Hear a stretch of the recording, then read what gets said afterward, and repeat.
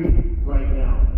And in that literature, so as I read through it, trying to understand that, there's kind of 10 strategies. So in this handout, and I hope we had enough for everyone, but that's what this is. It lays out the 10 strategies that are being used to destroy our republic, and then describes how Trump is pursuing each of them. And it is systematic. It starts with you fire the referees on the front end, you put loyalists in charge of things, you steal the power of the purse, you run over due process, you make ordinary instruments like security clearances or handing out research grants or mergers or permits, instruments of oppression and manipulation. You proceed to create a political enemies list and weaponize the judiciary, or the Department of Justice to go after them. You put the military in the streets and you rig the next election. All 10 of those are going on right now, and we have to stop it.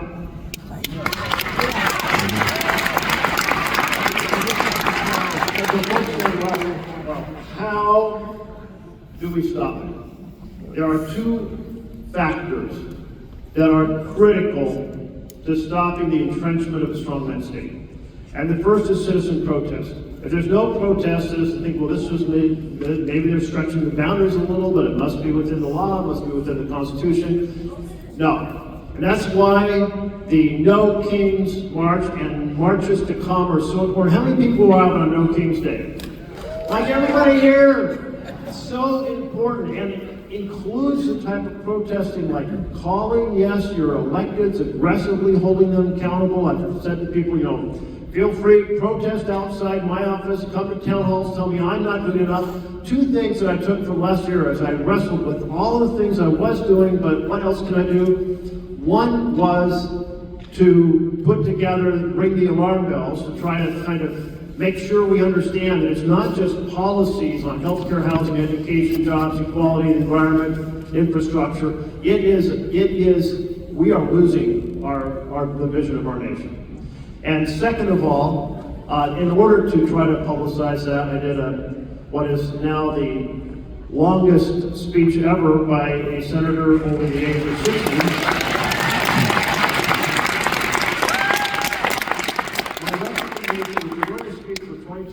Straight plus 37 minutes. Don't do it a couple weeks after you hurt your back. That's but that is the resistance inside Congress and outside is essential. And the next election, that's the most dangerous strategy of all. The president's putting together a national voter registration base. So Tobias Reed is blocking that as our Secretary of State. We just won a lawsuit over that. You've all heard about the whole gerrymandering strategy, and it's not just what you've already heard about, it's also the Supreme Court is proceeding to potentially put out a decision gutting what remains of the Voting Rights Act, and if that happens, it's estimated that another 19 Republican seats could be converted from D to red to try to create permanent Republican control. And I'm trying not to be partisan, but at this moment, I'm sorry the Republican Party is not standing up and doing its job to protect the Constitution.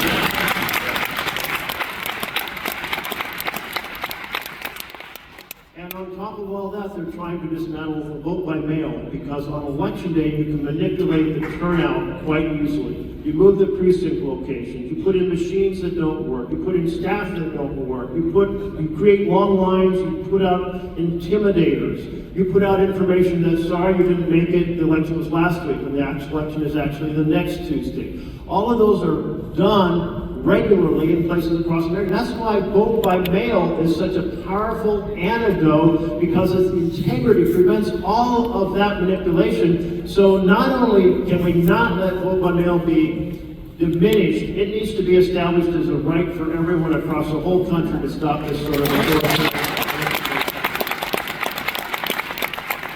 I'm going to keep rolling on to other questions, and I'll try to be a little shorter so we can get as many comments and thoughts in as possible. Did we have any more? Yes, clear the back. Again, name and number, please, to start off. Yeah. Hi, my name is Helena Barecki. The coupon number is 951. live in zip code 97209, and I usually advocate on climate and the environment. And in the long run, this is climate and environment because you cannot solve climate change if you have sacrifice zones.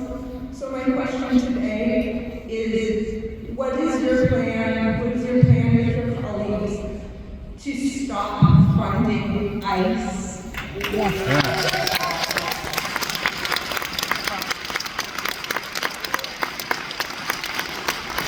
I appreciate that you tied together both climate and as you put it, a sacrifice zone. You know, let me talk about the climate side first, and then the funding of ICE. In our short lifetimes on this planet, we have seen a dramatic change. Anywhere you go in Oregon, you're going to see the red zones where the pine trees are dying because of drought and pine beetle attacking the trees that are weaker.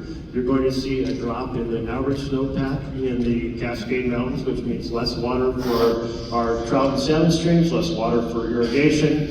Over on the coast, you're going to see that we now have massive sections of the ocean that were kelp beds that have been wiped out. They're called urchin barrens because of a change in disease, and I won't go into all the details, but basically the whole ecosystem has been upset. And then you have the forest fires.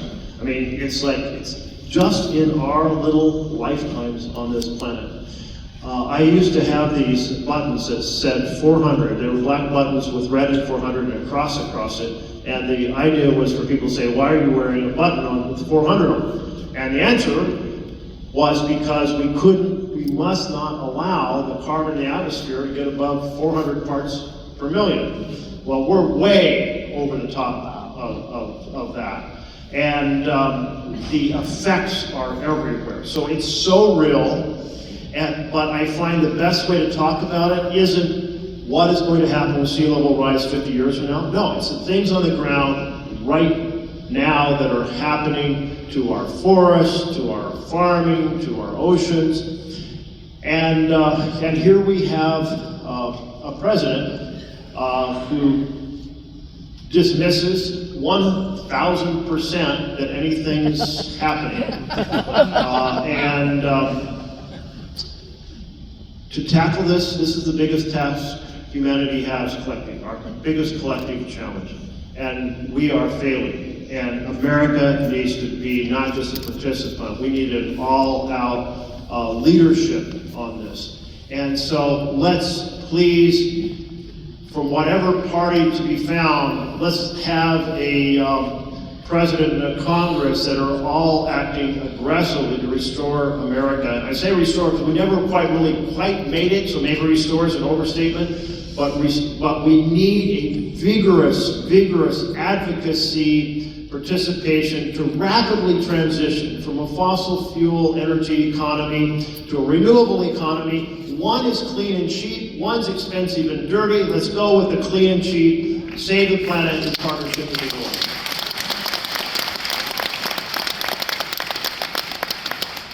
The ICE, how do we defund them? The big ugly betrayal of a bill, they received $75 billion. You've heard about their $70,000 bonuses that they're handing out. They are recruiting, sending massive numbers. They're adding 1,000 people into Minnesota as we speak. This Congress is not going to defund them, which means we damn well better have a different Congress very soon, because that's the only way we're going to stop the punishment.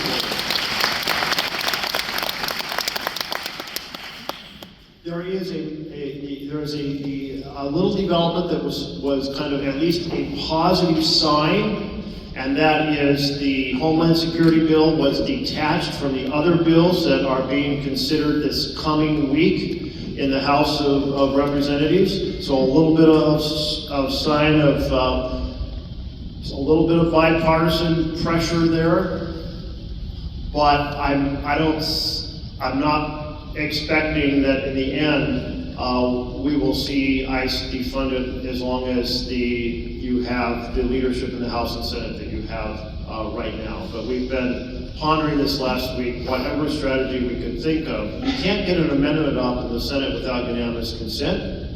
You can't put a bill on the floor without the leadership party proposing for it to be put on the floor.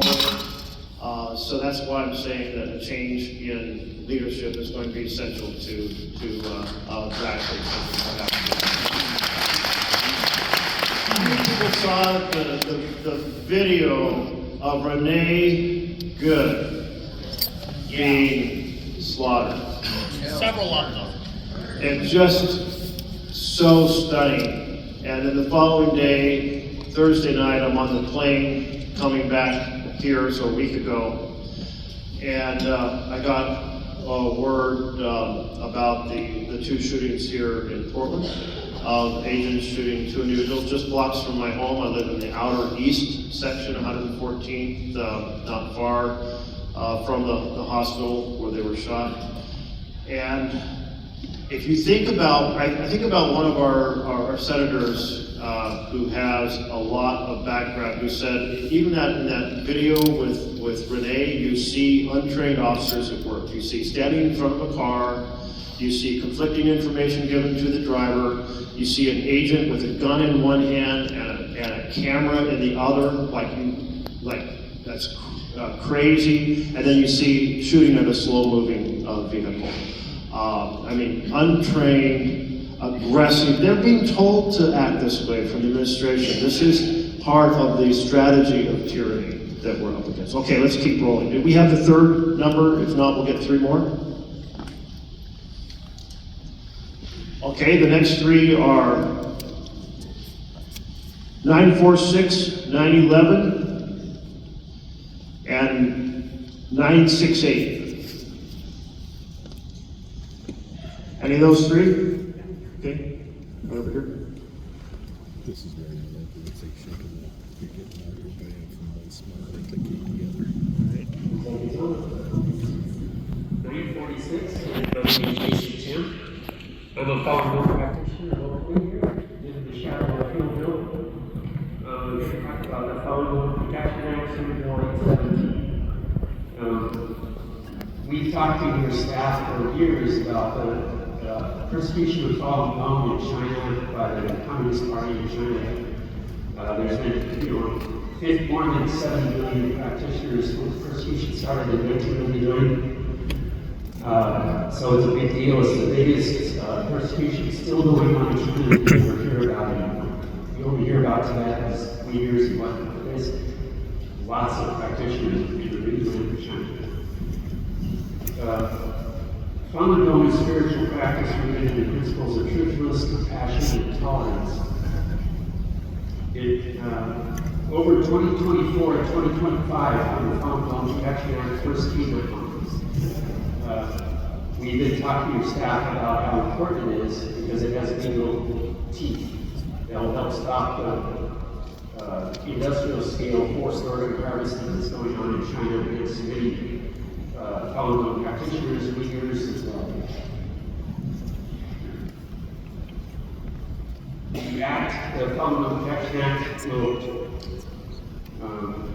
enhance transparency, sanction perpetrators, and prevent U.S. complicity by reassessing cooperation with China in the field of organ transplantation. The act was sponsored by Marco Rubio in 2024, and now the current one is sponsored by Ted Cruz. Over the few meetings we've had, It is massive, and I have been advocating for a whole series of hearings on the China Commission. And I did team up with Senator Rubio, then Senator Rubio, on the, and as you mentioned, with the Uyghurs. The enslavement strategy, the U.S. said we're going to have ability to block anything made through an enslavement strategy for coming into the U.S. And it's the most effective bill among the democratic republics of the world in rejecting that. But I'll take another look at the Falun Gong Act, so thank you for bringing attention to it. Thank you. Okay, do we have either of the other two? Waving hands over this way too? And by the way, in red is Mitra. Defund the ICE bump that occurred in the last shutdown in June. Moving it back to 10 billion annually instead of the 37.5 billion currently. And I just want to thank you too, because you started with stopping arms legislation to Gaza, and this was the beginning. He is all over the world, and it happens in Minneapolis. It happens here tomorrow, as you know. It happens. It just keeps going on in the world, and everyone is disposable at this point. So thank you.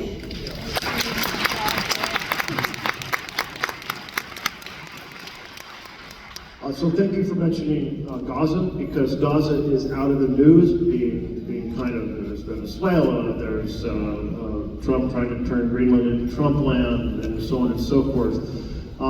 But it is horrific, the circumstances in Gaza.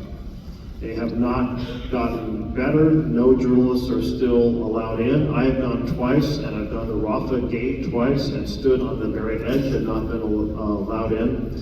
On my last trip last year, I climbed a building on the boundary with Rafah, 3-story building, stood on the ledge, looked down, and where I had seen 1 million people a year before, nothing but rubble, complete, total rubble. Everything blown up to make it impossible for people to return. It has been an affliction on the people of the Middle East not to have actually consolidated the vision of a homeland. They have 2 states, and I'm praying and hoping that this affliction can end and we can have a Palestinian state in the near future.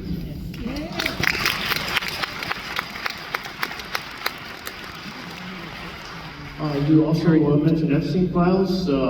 So I had the bill in the Senate that for the full disclosure of the Epstein files. The House bill passed first, came to the Senate. I put it up as an amendment on the Defense Authorization Act. It was tabled by the majority party, but then when the House did a withdrawal petition, they then had to vote on it, and suddenly they voted, all but one person in the House voted to release the Epstein files. And then I went to the floor with the minority leader, and we put up a unanimous consent request, and all 100 senators agreed that upon the bill arriving in the Senate, it would be deemed passed and forwarded to the White House.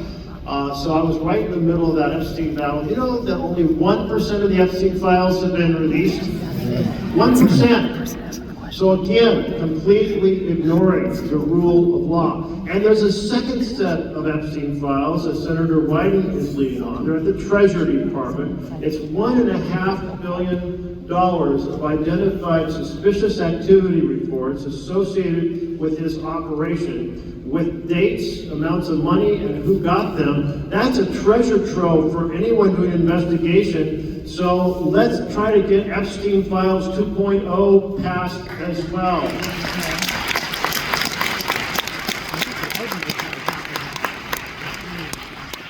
And on ICE, there isn't actually a way to block. I'll just, we think of filibuster as people speaking, but that's not what it actually is anymore in the Senate.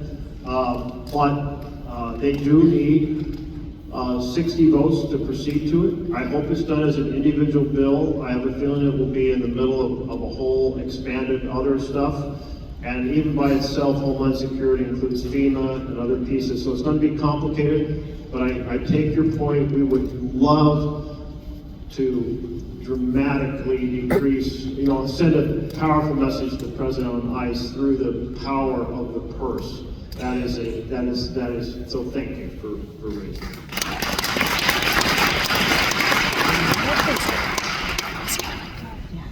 That third number was 868. 968 we don't have yet. Sorry about that. Close.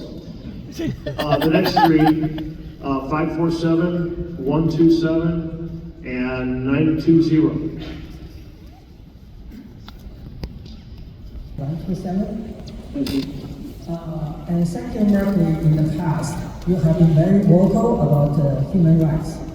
I'm also a Falun Gong practitioner, and I want to urge you to co-sponsor this bill, A70, that Jason just mentioned. You know, in early year 2006, when the organ harvesting first exposed, you know, no media, no mainstream media willing to touch this topic. But through these many years, we have been, you know, working, talking, and I think that now people realize that such crime does happen in China. And now you realize that this thing is nowadays not only targeting the Falun Gong practitioners, not only just targeting political descendants, now they are targeting everybody. You know, we see some of the stories that you know, some students just disappear. And so how in this world, in this human world, we can allow such crime happen? So I think this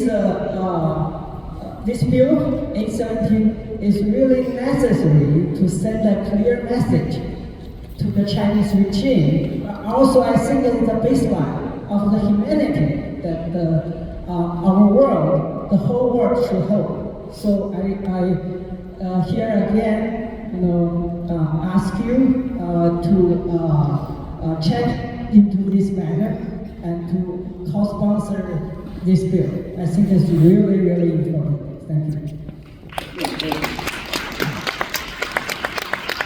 I think your comment really echoed the point made earlier on the Falun Gong, so I'll thank you for reinforcing that point. And then we had 547 and 920. Either one? We have two. To repeat what I understood of your frustration, which we're all feeling, is that the president just continues rolling along, rolling over the top of the law, rolling over the top of the Constitution, and do we have a strategy to stop it? Did I catch that pretty much right? Okay. Well, you think about presidents of both parties in the past, they had very disparate views, but they respected the rule of law.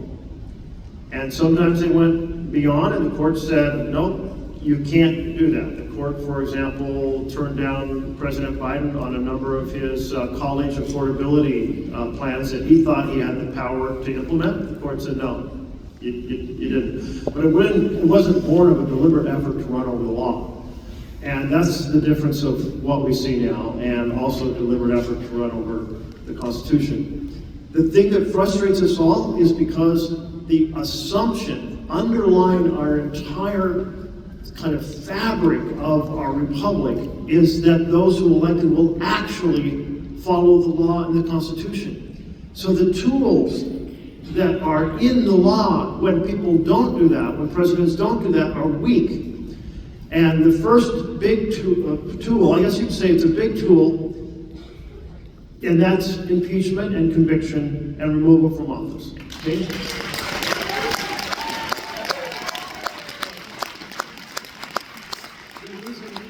It's weak is because it takes a Congress willing to hold an impeachment trial, which we do not have a House willing to do that. It takes a supermajority in the Senate, which is not going to happen under this leadership. So therefore, that tool is not within our grasp at this moment. Okay, the second big tool are the courts. But the courts move really slowly. And for example, the Constitution hands taxation power, which includes tariff power, to Congress. And so every time the president says, I'm canceling a program because it's, quote, not in alignment with the administration's priorities, you've heard that term time and time again, that is an authoritarian statement. It's breaking the law and the Constitution. But here we are on that issue of tariffs, and the president grabbing tariff power. Every other president has understood, no, you have to get Congress to pass a law to establish a tariff. That's how we have things like the USMCA, the US-Mexico, Central America, or Canadian, excuse me, sorry, Canada, Canadian agreement. It's done by law. Well, here we are a year later, And the Supreme Court is finally holding hearings and may issue a finding that says the president can't do tariffs on his own. But it's a year. And you know, he's doing that under an emergency power called IEPA, and there's like 25 emergency powers. He may simply say, oh, the court said I couldn't do it under IEPA, now I'm going to start doing it under this other emergency power.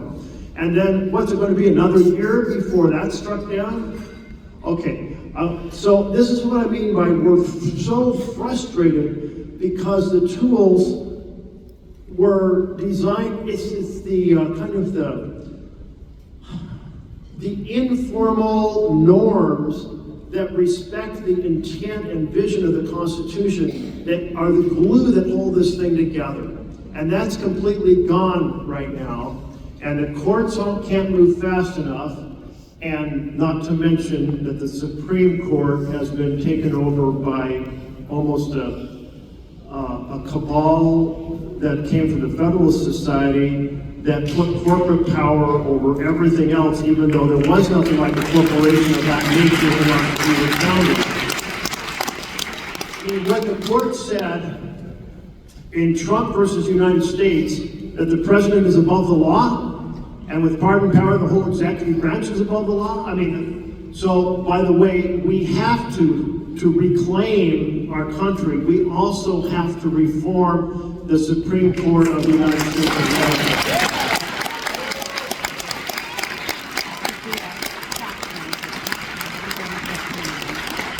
I know you're thinking, what, that's not going to happen immediately, so what can we do now? There are the two powers we have, and I'll keep coming back to this because it's the only two we really have at this moment, and it's citizen protest, it's maximum use within the legislature of our minority voting power, but it's minority power in a majority organization. But most importantly, it's the next election. And the reason the scholars over authoritarian takeovers talk about the next election, if you don't have a robust rejection of the next election, by the time you go one more election out, they've been so thoroughly rigged, you've lost your republic.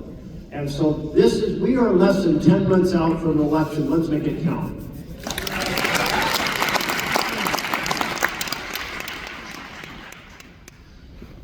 Did you hear that Trump has just banned members of Congress from going to an ICE facility?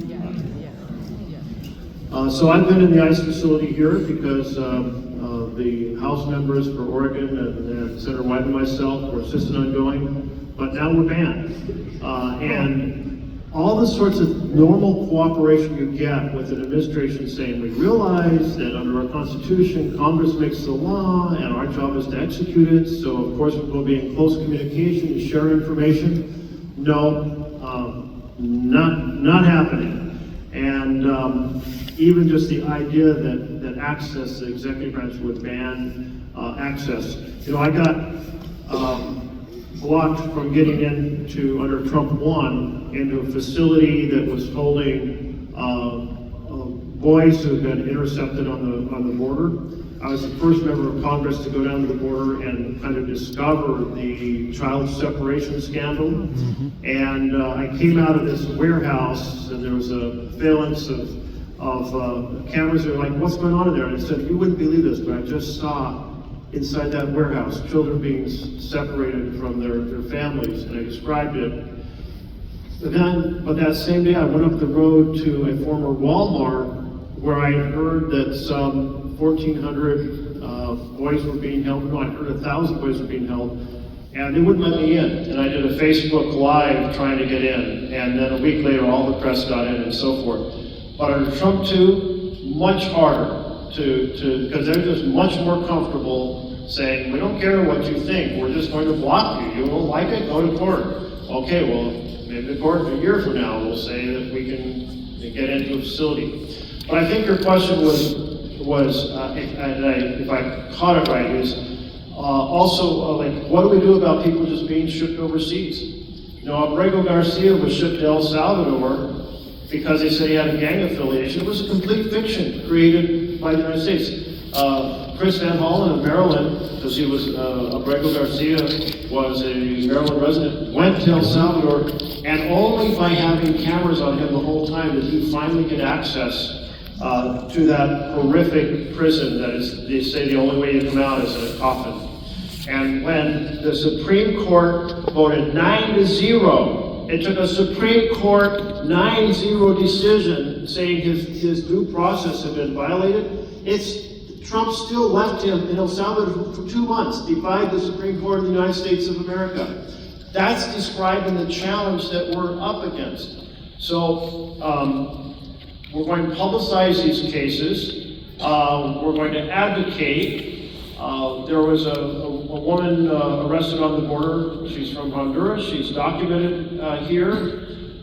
She has 4 U.S. citizenship children, 3 triplets, 9 years old, a 7-year-old, and they were all detained. And Maxine Dexter, Congresswoman Maxine Dexter, took on this cause and sent her wife and I back to us. It took us 4 months to get her out of jail, even though no charges were filed against her. And her citizen children had to be with a friend for 4 months because the mother is being held with no cause.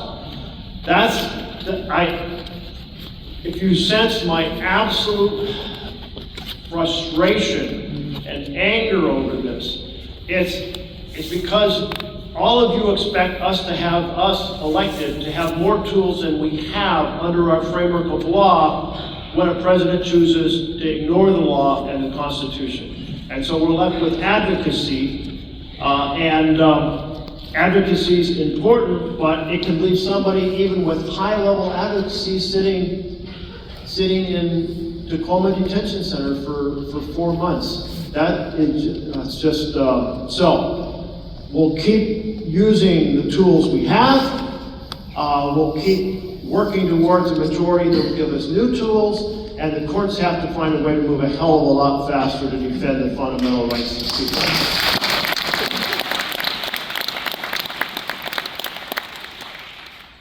171, 761, and 877.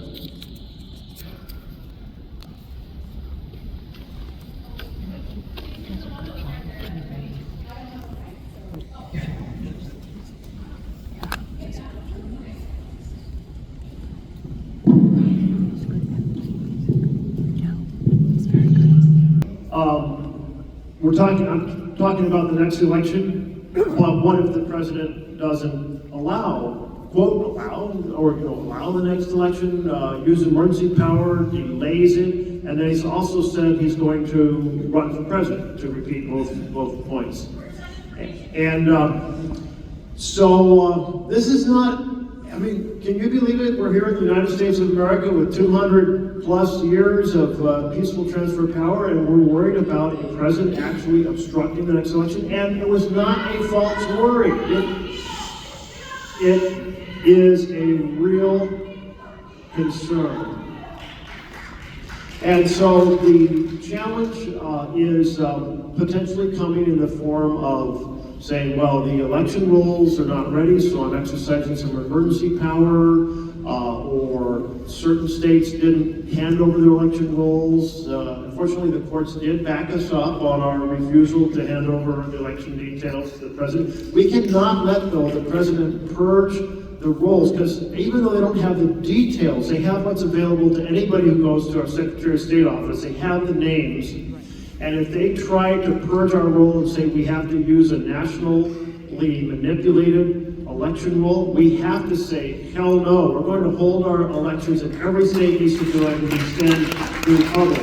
But I'm very worried about him saying that emergency power, I'm going to delay the elections or interfere with we are going to need our Republican colleagues to stand with us, united in defense of the Constitution. Now, I will say you are starting to see more pushback, and quite frankly, the biggest message that my colleagues across the aisle got was 2 months ago in the November election, when the blue candidates took the 2 seats in Georgia on the Utility Commission, and the Supreme Courts in Pennsylvania, the 2 governorships in New Jersey and Virginia, and every single county in Virginia shifted 6 to 16% towards the blue side.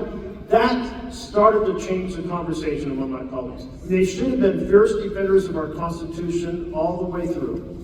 They've held no oversight hearings, they haven't defended the power of the purse, they haven't defended the power of Congress to declare, control taxing authority on the tariffs, and they haven't defended the responsibility of Congress to be the ones to decide whether the military goes into action on foreign territory. They failed on every single one of those. Starting to change, you saw a little bit of this with the week before last, 5 Republican senators voted to withdraw the War Powers Resolution that I'm co-sponsoring from committee. Great, the president got 2 of them to change their vote, and we lost the vote on a 50-50 tie. This week, you saw 15 members of the House of Representatives vote for a 3-year extension of the affordable, the tax credits that make the insurance policies, healthcare insurance policies on exchange affordable. And the president said, I'm going to have people like primary every single one of you, and they kind of ignored him. You're starting to see some changes, but it's going to take bipartisan effort to save our elections. And it's a conversation we're having with our colleagues, and they keep saying, well, this would never happen. Well, they have to be prepared. We all have to be prepared for massive resistance of any effort to disrupt the November election.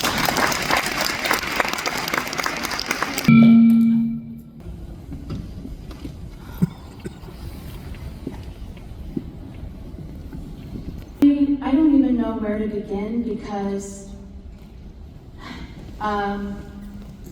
I came here because I am not seeing our elected officials doing anything about the whistleblowers at Legacy Emmanuel.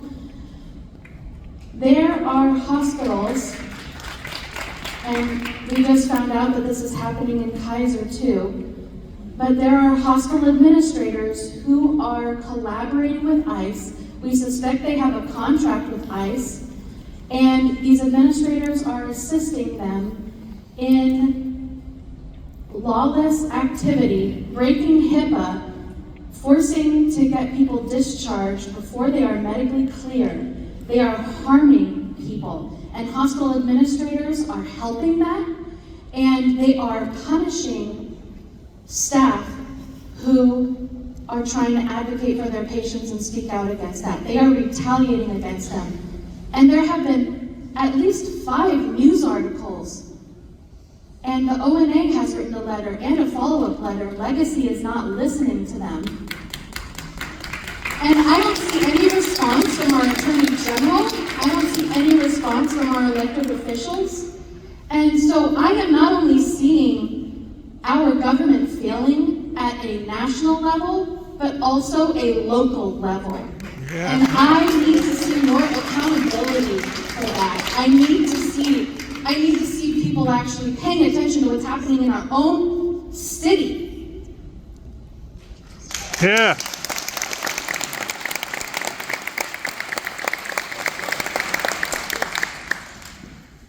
And do you work there by any chance? I have friends who work there. One of them, a whistleblower, was forced to resign. At Legacy Emmanuel, she has friends who, I think one who's been fired and others who have been unable to do their advocacy. She was put on Administrative leave. for handing out red cards, which remind you of your constitutional rights. For handing out red cards that remind you of your constitutional rights. And so if any of them would be willing to talk to my team, if you can, I'll get a card for Mitra to give to you. That's the thing, I've been talking to your assistant, and I was told that you're talking with ONA about this.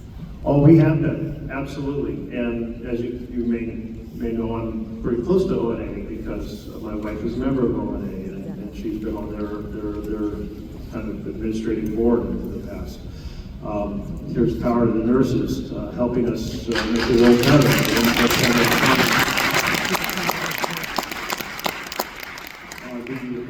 so far, the administration has said because of the very same rules you were citing, HIPAA rules, they can't tell us anything. And because it's a contract, if they have one with the federal government, they're not going to tell us what that is. So we're asking, but we're not getting answers. Sub-Polina, please. So, This, like, we are having people saying that they're violating HIPAA and they are violating our civil rights. So I think that is justification for a sub-Polina. for subpoena? Subpoena. For subpoena, okay.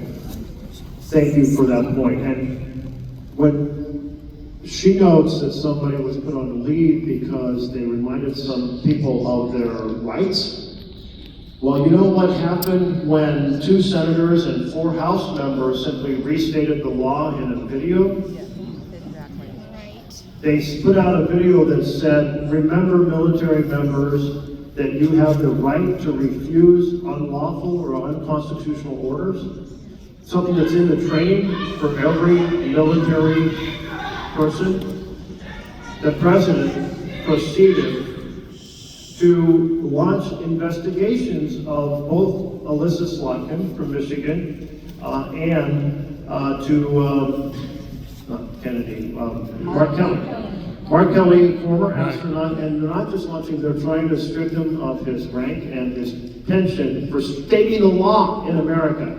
So if a powerful former astronaut, kind of well-known across America, can be pursued by the Department of Justice and the military simultaneously for stating a simple statement of law, that's the extra constitutional tyranny that's being executed right now in America. And you're citing a local example, and those local examples have to be taken seriously too. But what I mentioned here is we're giving her a card. If anybody else have folks who want to talk to my team or willing to talk to my team about the details, I'll keep going to the administration of the hospital to push. So let us know. Well, thanks. We're in extraordinary times. I've been trying to end my town halls on a happier note, which feels maybe a little out of place in this period, but I feel like we do have to restore our energy, our willingness to be, and it's like I've been saying, we've got to be off the couch. We have to fiercely hold our electeds accountable, which many of you are doing today, so you're well done. And we need to be joining affinity groups, because to be frustrated and angry alone is to be depressed, to be frustrated and angry and organized is to be energized and effective. And we have to be energized and effective if we're going to save our republic from the dire straits we're in right now. So we need to take a little break, feel like you could take a weekend or a couple days and turn off your cell phone and turn off the news. I did hand these out on the way in if you would like them. It's also on my website. It's cool places all around Oregon you can go and experience the fact that when everything is going to hell everywhere else, we still live in the most amazing paradise to be found on planet Earth, right here in Oregon. So let's take a break from all the darkness and come back even stronger and recharge and save our republic. Thank you all.